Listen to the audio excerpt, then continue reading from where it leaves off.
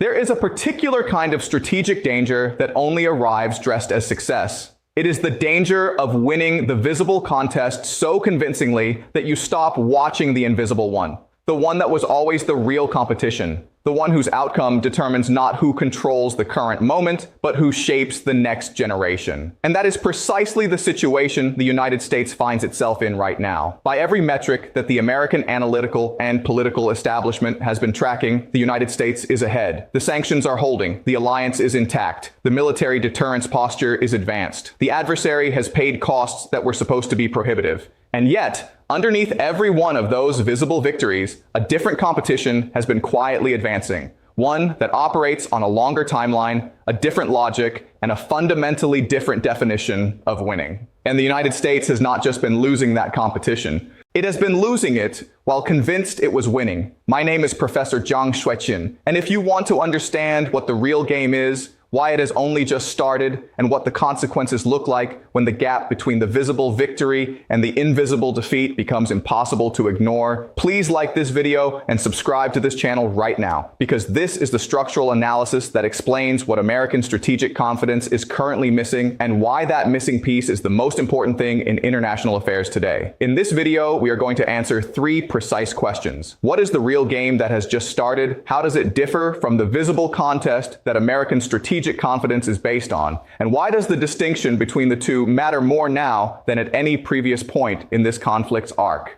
Who are the decisive actors playing the real game? What are their actual strategies beneath the public positions they maintain? And what specific advantages have they accumulated while American attention was focused on the visible contest? And from this point forward, what are the realistic scenarios, the path on which American strategic confidence continues to misread the real game until the accumulated disadvantage becomes irreversible, the path on which recognition produces a meaningful strategic reorientation, and the wild card that could change the entire competitive dynamic in ways that current analysis is not adequately modeling. By the end of this video, you will understand not just what the real game is, but why recognizing it now in this specific window is the difference between a course correction that remains achievable and a strategic deficit that has compounded beyond recovery. Let us begin with the context reset, because the most important analytical task in understanding the real game is understanding precisely why the visible contest has been such an effective distraction from it. The visible contest in this conflict has been defined by a set of metrics that the American strategic establishment has been measuring, reporting, and celebrating with genuine competence. The degree to which the sanctions architecture has imposed costs on the adversary, the cohesion of the Western alliance around shared principles and shared support commitments, the demonstrated performance of American military systems and doctrine, and the degree to which the adversary's territorial and political objectives have been frustrated. By all of those metrics, the American position is stronger than it was at the conflict's outset. That assessment is not wrong. It is incomplete in a specific and catastrophic way, because the metrics being tracked are the metrics of the visible contest, and the real game is being played in the domains that those metrics do not measure. Here is what has literally just happened that makes the real game's commencement so acute at this specific moment. While the visible contest has been consuming the American strategic establishment's attention, 3 separate but structurally connected developments have matured simultaneously in the domains that the visible contest metrics do not capture. In the monetary and financial domain, a set of alternative payment mechanisms, currency arrangements, and financial intermediation channels has reached sufficient scale and sufficient operational reliability to begin functioning as a genuine parallel system rather than an emergency workaround. A system that reduces the coercive leverage of dollar-denominated financial architecture in ways that are not reversible through any instrument currently available to American financial statecraft. In the technology and industrial domain, the combination of forced decoupling from Western technology systems and accelerated indigenous development programs has produced specific capability thresholds in several critical areas that close gaps, which American strategic planning has historically relied upon as permanent advantages. And in the diplomatic and institutional domain, a set of relationships, frameworks, and normative positions among global South countries has consolidated in ways that reflect a genuine and durable reorientation of those countries' alignment calculations. Not a temporary accommodation to current circumstances, but a structural shift in how they assess the comparative value of Western-led and alternative international frameworks. These three developments together constitute the real game that has just started, and none of them is captured by any of the metrics through which American strategic confidence is currently being assessed. The prior context that makes the real game's commencement so strategically significant is the specific way in which the visible contest has been used as the mechanism for advancing the real game. The actors most directly competing with American strategic primacy have understood from the conflict's outset that the visible contest, the sanctions, the military deterrence, the alliance management is a domain in which American advantages are real and durable. They have not attempted to win the visible contest. They have used the visible contest as a forcing mechanism, a sustained pressure that compels the adaptations in the monetary domain, the technology domain, and the diplomatic domain that constitute genuine progress in the real game.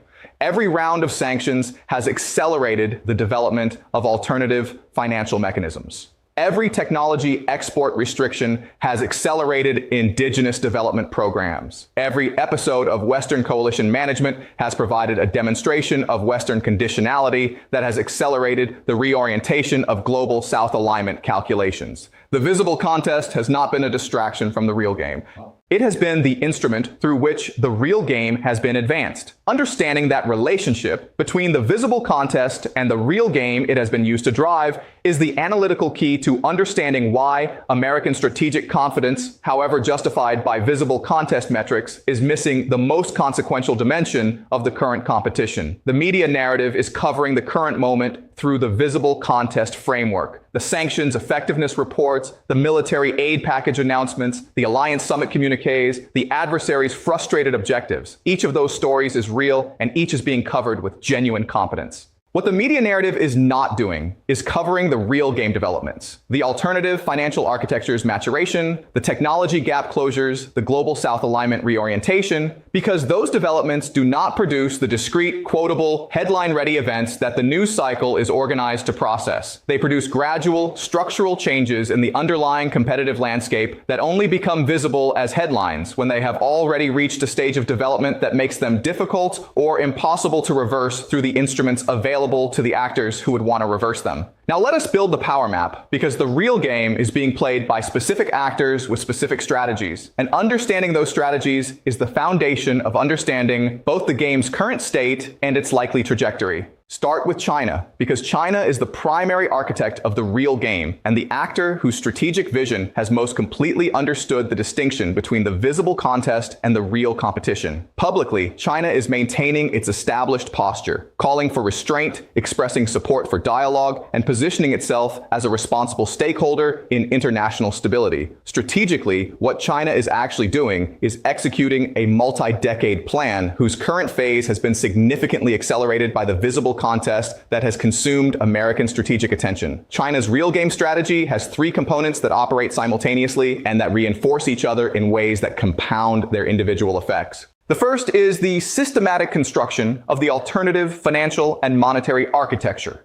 The cross-border interbank payment system, the currency swap arrangements, the commodity trade denominated in non-dollar currencies, that reduces the structural leverage of American financial statecraft. The second is the acceleration of indigenous technology development in the specific domains, semiconductors, artificial intelligence, advanced manufacturing, where American export restrictions have identified the most consequential capability gaps, and where closing those gaps produces the most durable competitive advantages. And the third is the cultivation of the global South relationships that provide China with the multilateral legitimacy, the resource access, and the diplomatic weight that the alternative international framework requires to function as a genuine alternative rather than a niche arrangement. China's biggest constraint in executing this strategy is time. The window during which the real game can be advanced without triggering a sufficiently comprehensive American response to interrupt it is finite. And the question of whether the three components reach the threshold of irreversibility before that window closes is the central uncertainty of the real game's current phase. Look at Russia. Russia's role in the real game is different from China's. Less architecturally significant, more operationally consequential in the immediate term. Russia is not the architect of the alternative international framework that constitutes the real game's primary prize. But Russia is the actor whose resilience under the visible contest's pressure has provided the most important proof of concept for the real game's central proposition, that American financial statecraft, however sophisticated and however comprehensively deployed, is insufficient to produce the behavioral changes it is designed to produce in a large economy with alternative relationships available. Every month that Russia has maintained state functions, military production, and economic stability under the most comprehensive sanctions regime ever applied to a major economy has been a demonstration, visible to every government in the global south, that the American-led financial architecture's coercive leverage is manageable rather than decisive. That demonstration has been worth more to the real game's advancement than any specific diplomatic or military development of the visible contest. Look at Iran, because Iran's role in the real game is the most instructive case study in the strategy of using the visible contest as the instrument for advancing the real game. Iran has been subject to American financial sanctions for 4 decades. That sustained pressure has not produced the behavioral changes it was designed to produce. It has produced exactly what the real game analysis predicts: an accelerated development of alternative financial relationships, an accelerated indigenous technology program, and an accelerated reorientation toward the alternative international framework that China is constructing.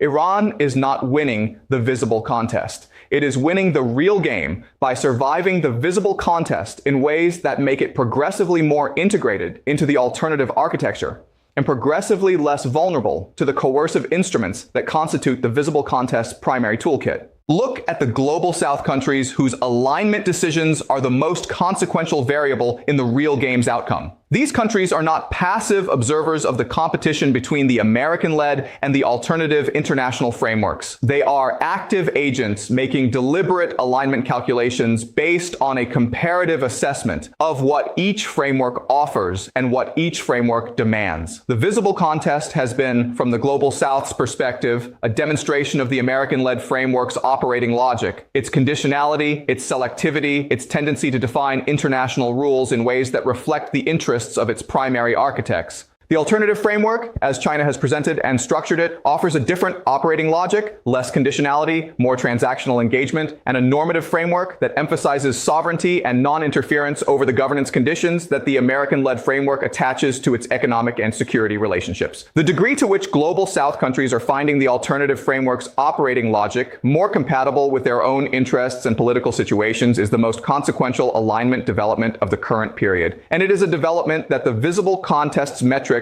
are systematically failing to capture. Now let us turn to the structural facts, the hard, verifiable realities that define the real game's current state and explain why the American strategic confidence, based on the visible contest's metrics, is missing the most important competitive developments. Structural fact number 1, the alternative financial architecture has crossed a threshold of operational scale that makes it qualitatively different from what it was at the conflict's outset.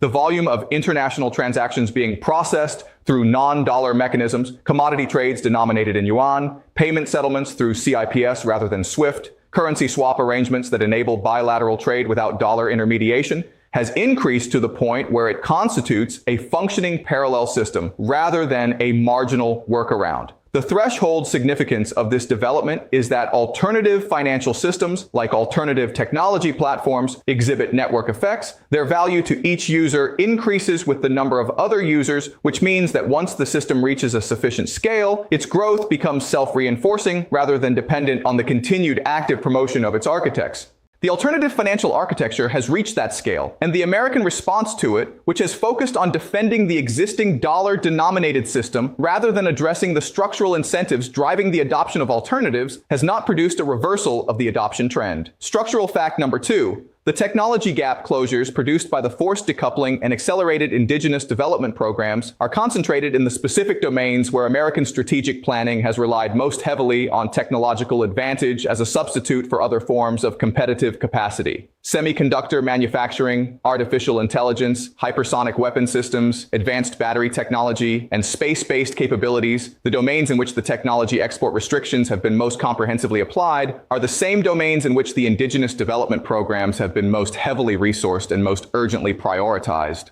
The gap closures are not complete across all domains, and in several critical areas, American technological advantages remain significant. But the trajectory of the gaps, the rate at which they are closing, relative to the rate at which American technological investment is maintaining or expanding the lead, is more adverse than the export restriction policy's design assumptions anticipated. And the specific domains where the gaps have closed fastest are the ones where closure produces the most immediate and most consequential change in the military and economic competitive balance. Structural fact number 3, the global South alignment reorientation is more durable and more structurally grounded than the temporary accommodation to current circumstances that the American analytical establishment has consistently characterized it as.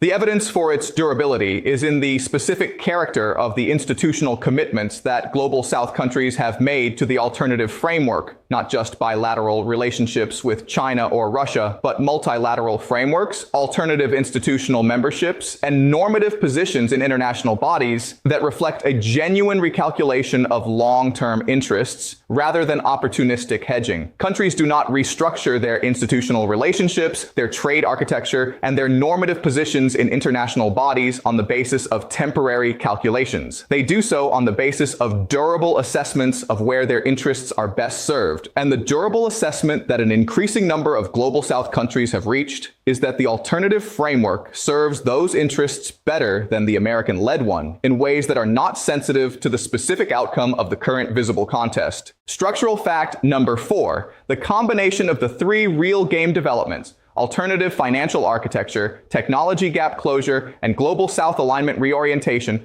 produces competitive consequences that are multiplicative rather than additive in their strategic significance. The alternative financial architecture reduces the coercive leverage of American financial statecraft. The technology gap closures reduce the military and economic competitive advantages that American statecraft has deployed alongside its financial instruments. And the global South alignment reorientation reduces the multilateral legitimacy and the coalition breadth that American statecraft has relied upon to make its coercive instruments maximally effective. Each of these individually would represent a significant competitive setback. Their combination represents a systematic degradation of the entire toolkit through which American strategic primacy has been maintained, a degradation that is advancing simultaneously across all 3 dimensions, and that produces compounding competitive disadvantage at a rate that the visible contest metrics are not tracking. Structural fact number 5, the timeline of the real game is fundamentally different from the timeline of the visible contest, and that difference is the specific feature that makes American strategic confidence based on the visible contest metrics so dangerous.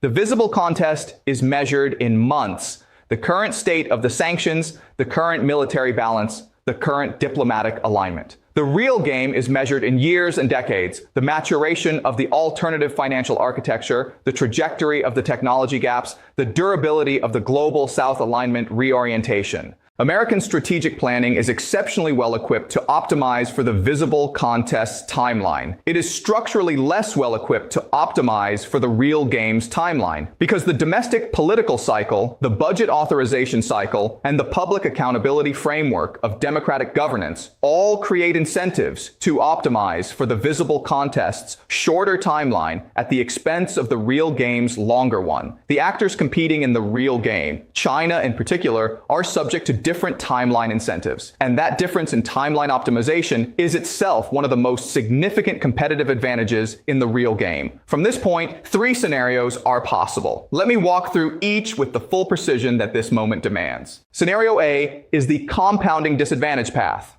The path on which American strategic confidence, grounded in the visible contest metrics, continues to misread the real game's trajectory until the 3 structural developments have reached a stage of consolidation that makes meaningful reversal through any available instrument impossible. This scenario does not require any dramatic reversal of the visible contest outcomes. It requires only that the real game continues to advance at its current rate while American strategic attention and resource allocation remain primarily oriented toward the visible contest. In this scenario, the alternative financial architecture reaches operational maturity and network effect self-sustainability within 3 to 5 years. The technology gap closures in the most critical domains reach competitive parity within 5 to 10 years. And the global South alignment reorientation reaches an institutional consolidation that is irreversible through the diplomatic and economic instruments of the American-led framework within the same time frame. The world that emerges from this scenario is not one in which the United States has been militarily defeated or diplomatically humiliated in a visible way. It is one in which the structural foundations of American strategic primacy have been systematically eroded to the point where the exercise of that primacy requires costs and produces results that are qualitatively inferior to what they produced at the competition's outset. Scenario B is the strategic reorientation path, the path on which the American analytical and policy establishment recognizes the real game structure and significance with sufficient clarity and sufficient speed to authorize a strategic reorientation that addresses the three structural developments before they reach irreversibility. This scenario requires three things simultaneously. It requires an analytical breakthrough, the assembly and senior level delivery of a cross-domain assessment of the real game's three components that is specific and clear enough to produce genuine strategic reassessment rather than incremental adjustment at the margins of the existing approach. It requires a political authorization, the construction of a domestic and allied political coalition that can sustain the resource allocation and the policy adjustments that genuine strategic reorientation requires across multiple budget cycles and multiple electoral periods.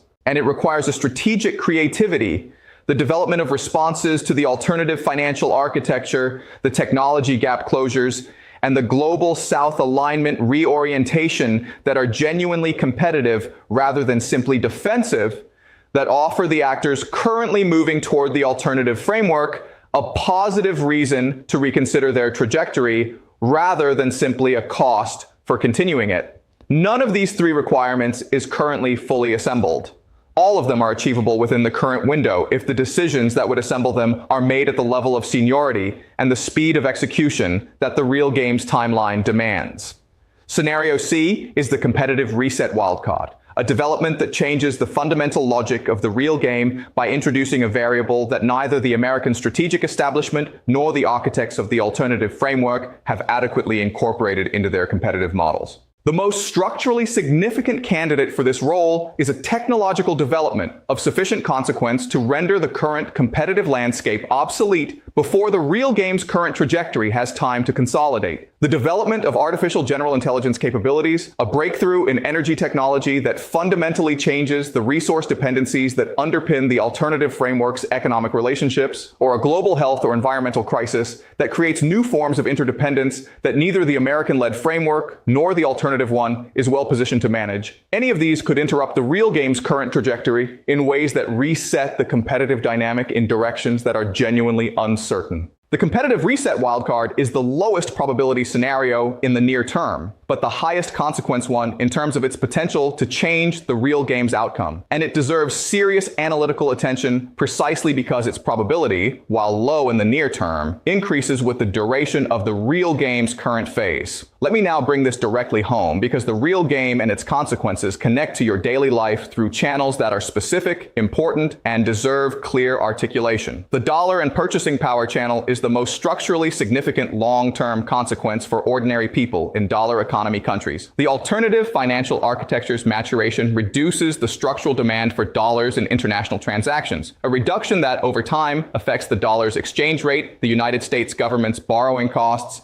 and the purchasing power of dollar-denominated income and savings. The dollar's reserve currency status has provided American consumers and the American government with a structural subsidy, the ability to borrow and consume at lower cost than any other major economy that depends on the sustained international demand for dollar-denominated assets. The real game's alternative financial architecture is systematically reducing that demand, and the long-term consequence for American living standards, while gradual rather than sudden, is a structural compression of the purchasing power advantage that reserve currency status has historically provided. The technology and economic competitiveness channel reflects the consequence of the technology gap closures for the industries and employment sectors that have depended on American technological advantage as the basis of their competitive position in global markets. Advanced manufacturing, technology services, defense-related industries, and the innovation ecosystem that supports them all depend, to varying degrees, on maintaining meaningful technological advantages over the most capable competitors.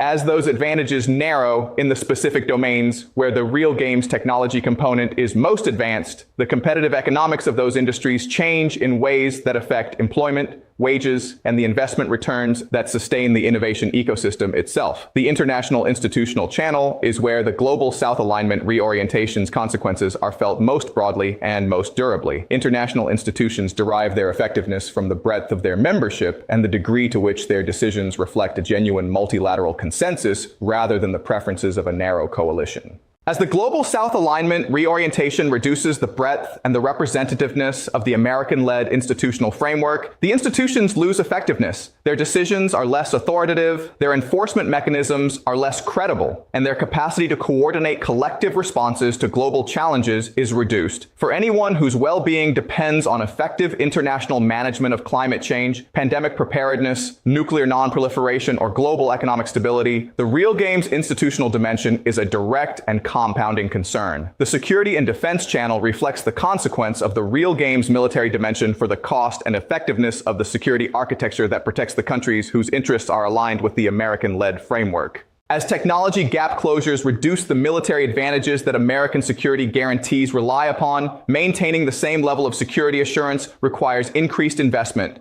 in more advanced systems, in larger deployments, in more comprehensive alliance management. Those increased costs fall on defense budgets that are already under fiscal pressure, and they compete with every other public investment priority in the countries bearing them. My read on the current moment is this: the United States is winning the visible contest by most of the metrics it is tracking, and that assessment is not wrong. But the real game, the competition for the monetary architecture, the technology landscape, and the diplomatic alignment of the next generation of international order, has just entered a phase whose trajectory is more adverse to American strategic primacy than any development in the visible contest. The three structural developments that constitute the real game's current phase are each past their early stages, each advancing at a rate that the visible contest's resource and attention allocation is not adequately contesting, and each approaching thresholds beyond which the available response instruments become significantly less effective than they are today. Short term, the most important analytical task is the assembly and senior level delivery of the cross-domain assessment that makes the real game's three components and their combined strategic significance visible to the decision makers with the authority to authorize a genuine strategic reorientation. Long term,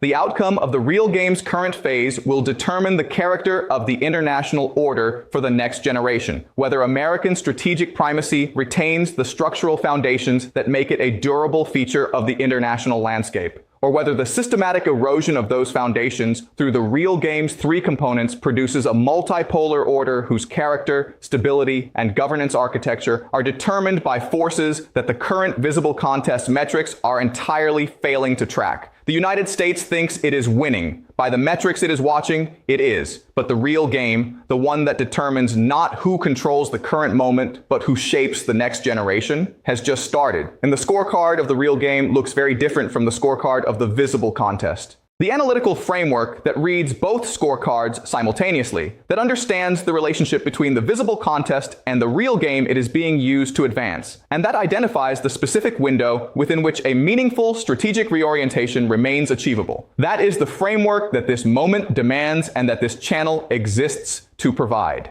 Do not follow the visible contest's metrics. Follow the alternative financial architecture's maturation. Follow the technology gap trajectories. Follow the global South alignment decisions. Because those indicators, not any sanction package, not any military aid announcement, not any alliance summit communique, are what will determine who wins the real game. And the real game is the only one whose outcome matters for the generation that inherits its results. If you want to continue receiving this kind of structural, precise analysis before the events that confirm it have occurred, please like this video and subscribe to this channel right now, and hit the notification bell so the next analysis reaches you when it matters most. News changes fast, structures change slow, know the difference. And that is precisely what we are here for.